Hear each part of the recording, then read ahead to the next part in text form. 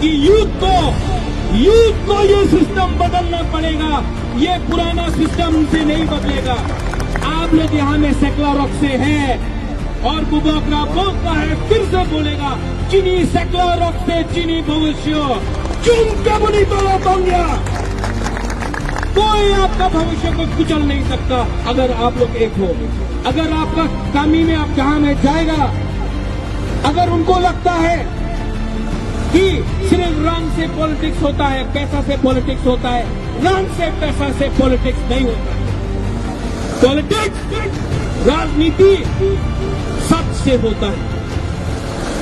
जिंदगी अगर आपको आगे बढ़ना है तो सच से होगा, जोश से होगा, एकता से होगा। किसी को मारने से, कोई दुकानदार का घर जला दिया, आनंद बाजार में किसी को पीटा, बंगाली को मारा, कई बंगाली ने तिपरासा को मारा, उससे कुछ नहीं मिलेगा। वो लोग ने कानून नहीं बनाया, कानून बनाया है आपके एमएलए, मंत्री, एमपी ने। आप उनको पकड़ो, उनसे पूछो कि आपको हमने वोट किया, आप हमारे लिए क्या बोल रहे हैं। कोई बोलता है कि राहुल गांधी ये बोलता है, कोई बोलता है अमित शाह ये बोलता है, कोई बोलता है कि येचुरी, मानिक बाबू। अरे